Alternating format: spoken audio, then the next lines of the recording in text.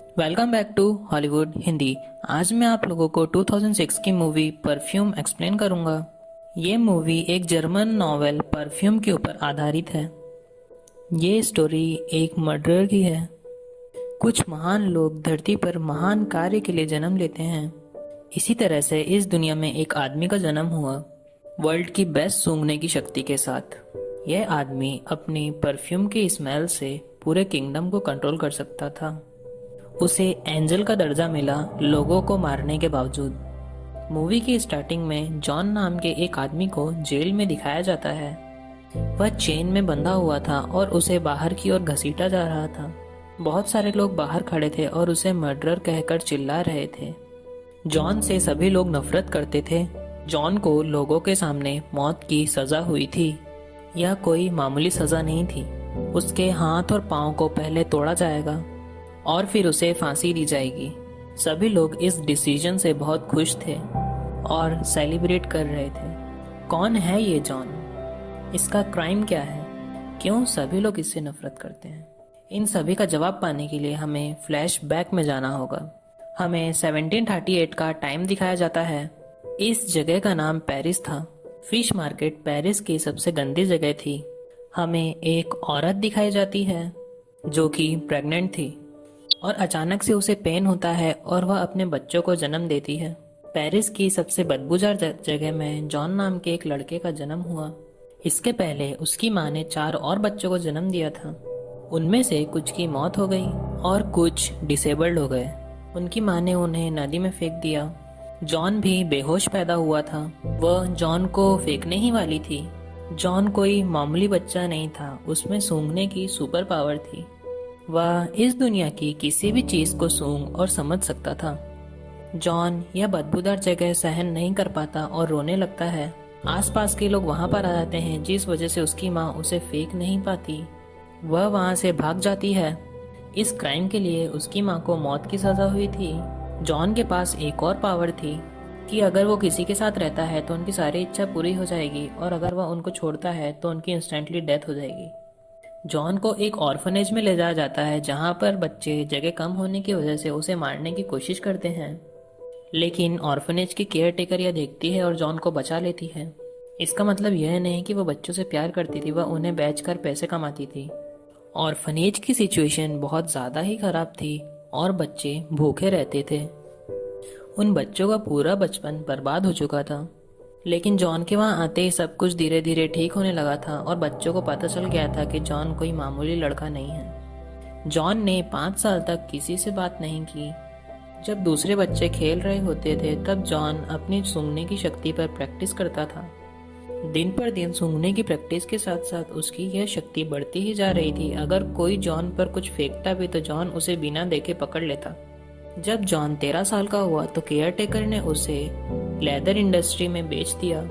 John को बेचते ही care taker 2 चोरों के हाथों मारी गई। लेदर इंडस्ट्री में जॉन के ऊपर बहुत ज़्यादा अत्याचार होता था और उसे बहुत ज़्यादा ही बुली किया जाता था।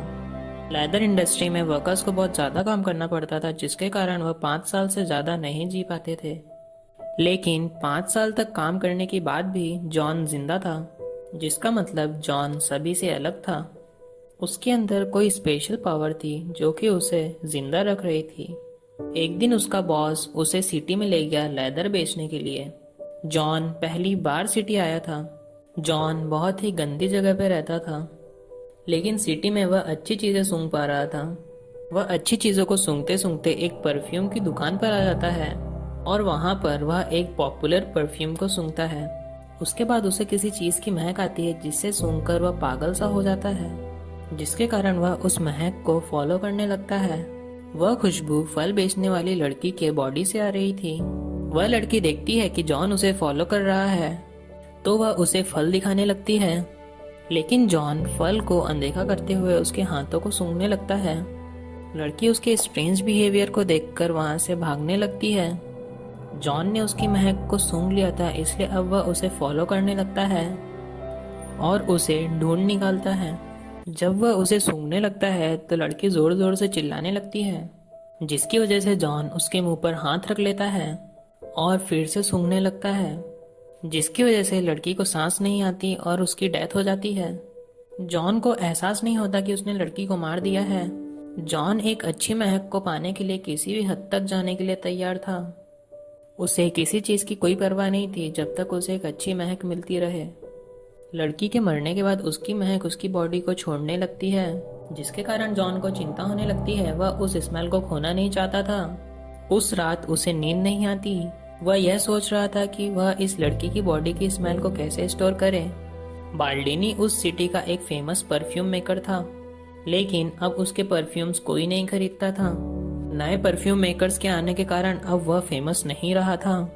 वह नए परफ्यूम बनाने की कोशिश करता, लेकिन हर बार फेल हो जाता। वह उस टाइम के फेमस परफ्यूम का फॉर्मूला हासिल करने की भी कोशिश करता है, लेकिन उसे सफलता नहीं मिलती। इसी दिन जॉन उसकी दुकान पर लेदर यानी चमड़ा देने आता है। जॉन बार्डिनी को बताता है कि वह परफ्यूम बना सकता है और उसकी नोज का मुकाबला पेरिस में कोई नहीं कर सकता, क्योंकि जॉन के पास सूंघने की सुपर पावर थी। पहले तो बाल्डिनी को यकीन नहीं होता, लेकिन जॉन बाल्डिनी के लिए एक बहुत ही बेहतरीन परफ्यूम बनाता है। बाल्डिनी उस परफ्यूम को सूंघता है और उसे एहसास होता है कि यह उसकी जिंदगी का सबसे खूबसूरत दिन है। जॉन बाल्डिनी को कहता है कि अगर आप मुझे अपनी दुकान में काम दे दे तो मैं इससे भी अच्छे परफ्यूम्स बनाऊंगा। बाल्डिनी जॉन को उसके पुराने बॉस से खरीद लेता है। पिछली बार की तरह ही जॉन को बेचने के तुरंत बाद इस लेदर डीलर की भी मौत हो जाती है। जॉन ने बाल्डिनी के लिए बेहतरीन परफ्यूम बनाए। बाल्डिनी पेरिस में फिर से फेमस होने लगा। बाल्डिनी ने जॉन को परफ्यूम के बारे में बहुत सारी चीजें सिखाई। उसने बताया कि परफ्यूम के 3 लेवल्स होते हैं और हर एक लेवल में 4 बॉटल्स होती हैं। एक अच्छा परफ्यूम बनाने के लिए तुम्हें 12 बॉटल्स की जरूरत पड़ेगी। अगर परफ्यूम एक घर है तो ये लेवल उसकी दीवारें हैं और यह बॉटल दीवार की ईंटें हैं। ये भी कहा जाता है कि एक 13th बॉटल भी है जिसका यूज करके तुम यूनिवर्स का सबसे बेहतरीन परफ्यूम बना सकते हो, जिसकी स्मेल को सूंघते ही सभी लोग हिप्नोटाइज हो जाएंगे। ऐसा लगेगा कि तुम स्वर्ग में हो। जॉन बाल्डिनी की बातों को बहुत ही ध्यान से सुन रहा था। वह सोच रहा था कि एक दिन वह बिल्कुल ऐसा ही परफ्यूम बनाएगा। जॉन बाल्डिनी से स्मेल्स को स्टोर करने के बहुत सारे तरीके सीखना चाहता था, ताकि वह ढेर सारी स्मेल को स्टोर कर सके। बाल्डिनी उसे ऐसा करने का एक बहुत ही सुंदर तरीका सिखाता है।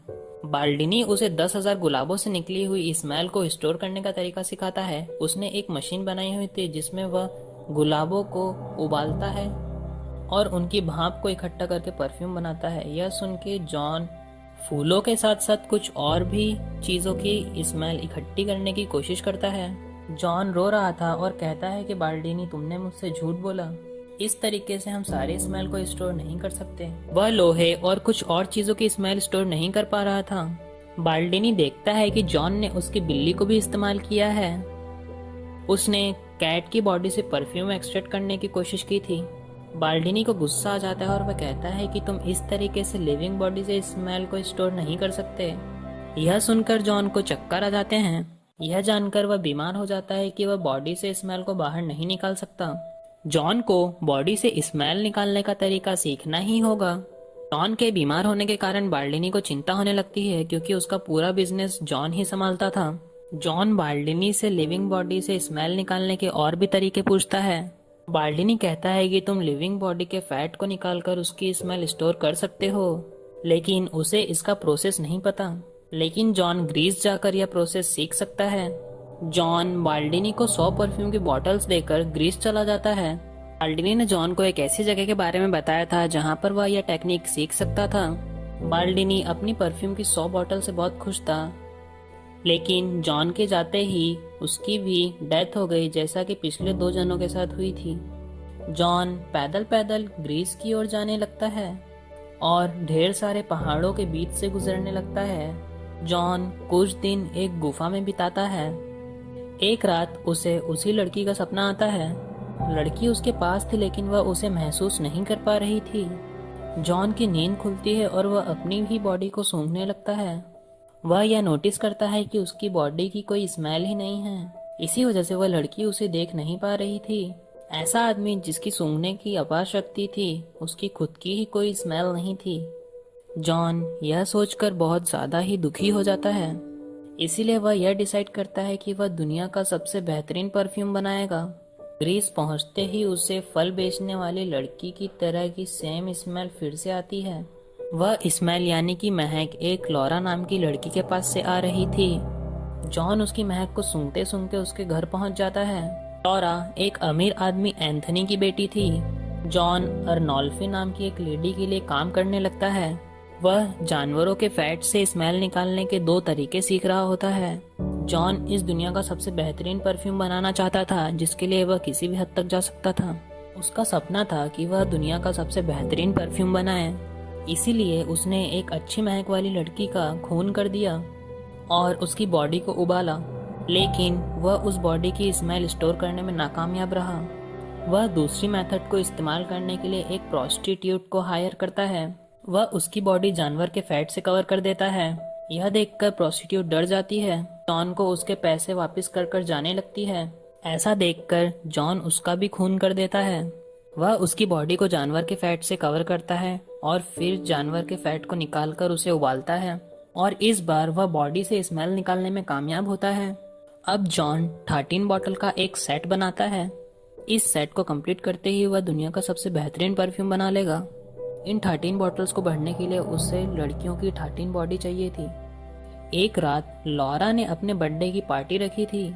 लॉरा अपनी फ्रेंड के साथ लुका छुपी खेल रही होती है, लेकिन तभी जॉन वहां पर आ जाता है। जॉन लॉरा को मारने ही वाला होता है, लेकिन कोई वहां पर आकर लॉरा को बचा लेता है। लेकिन उस पार्टी के दौरान जॉन 2 जुड़वा बहनों को किडनैप कर लेता है। वह उनकी बॉडी से स्मेल निकालकर पहली बोतल भर लेता है।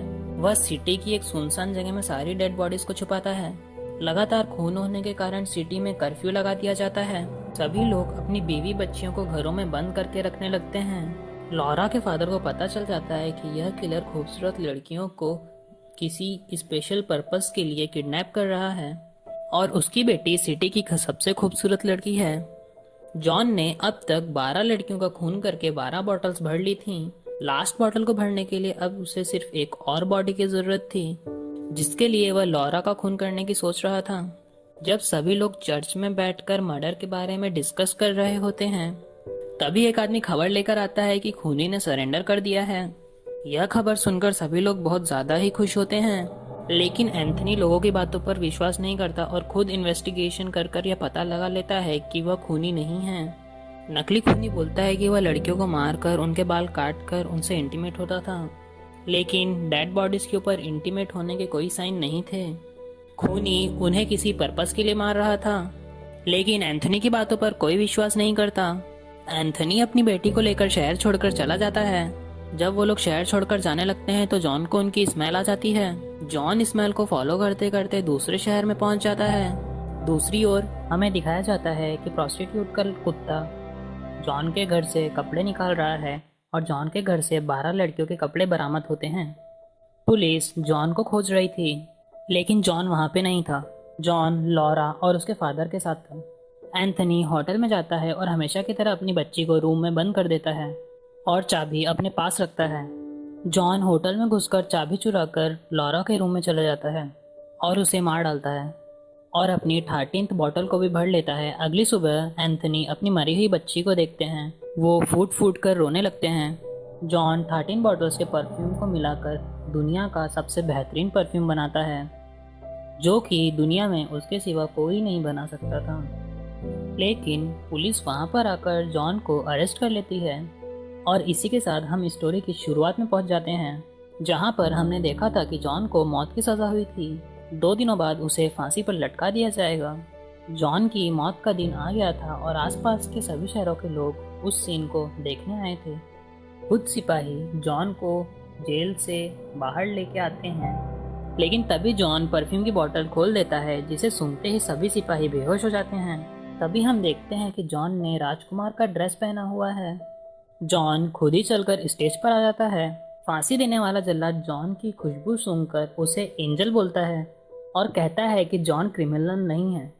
तभी जॉन परफ्यूम की स्मेल चारों ओर बिखेर देता है। उसके चारों ओर सभी लोग खुश हो जाते हैं और कहने लगते हैं कि वह हेवन में है। वो सभी इस दुनिया की सारी चीज़ें भूल जाते हैं। वो सभी लोग एक दूसरे से बिना भेदभाव के प्यार करने लगते हैं और जॉन को भगवान बोलने लगते हैं। यहाँ तक कि लॉरा के फादर भी जॉन के पास आकर उस पर शक करने के लिए उससे माफ़ी मांगते हैं। जॉन यह सब देखता है और उसे पहली बार प्यार की अनुभूति होती है। वह अपनी आंखें बंद कर कर फल बेचने वाली उसी लड़की को याद करता है। जॉन उससे प्यार कर सकता था और बदले में वह भी प्यार करती। वह उसकी बॉडी की महक अपनी पूरी जिंदगी सूंघ सकता था। जॉन ने स्मेल और परफ्यूम के लिए फल बेचने वाली लड़की को मिलाकर बहुत सारी लड़कियों का खून किया। यह सोचकर जॉन बहुत दुखी हो जाता है। जॉन दुनिया के सबसे ताकतवर हथियार का मालिक था। वह अपनी इस पावर से किसी भी कंट्री को कंट्रोल कर सकता था। जॉन राजा बनके पूरे किंगडम पर राज भी कर सकता था, लेकिन वह ऐसा कुछ नहीं करता। लोग परफ्यूम की वजह से उससे प्यार करते, उसे इज्जत देते, लेकिन जैसे ही परफ्यूम खत्म हो जाता, लोग उससे नफरत करना शुरू कर देते। जॉन इस तरह का नकली प्यार और नकली इज्जत बिल्कुल नहीं चाहता था। इसीलिए अब जॉन भी अपने आप को क्रिमिनल समझने लगता है। शायद उसने अपने लाइफ के उद्देश्य को पूरा कर लिया था। अब जॉन को जीने के लिए कोई वजह नहीं बची थी। वह चलते चलते बदबूदार फिश मार्केट में पहुंच जाता है जहां उसका जन्म हुआ था, और वह परफ्यूम की पूरी बोतल को अपने ऊपर डाल लेता है। आसपास के लोग उसकी तरफ अट्रैक्ट होने लगते हैं। लोग जॉन की बॉडी को सूंघ सूंघ कर उसकी बॉडी के टुकड़े टुकड़े कर देते हैं। अगले दिन उस जगह पर सिर्फ जॉन के कपड़े बचे हुए थे, और इसी तरह से बेस्ट परफ्यूम बनाने वाला और जिसके पास सूंघने की सुपर शक्ति थी और जिसने बहुत सारे लोगों का मर्डर किया था, उसकी मौत हो जाती है। और उस परफ्यूम की लास्ट ड्रॉप पेरिस की रोड पर गिर जाती है, और शायद इसी वजह से पेरिस को लव और रोमांस की सिटी कहा जाता है। इसी सीन के साथ मूवी एंड हो जाती है। Thank you guys for watching.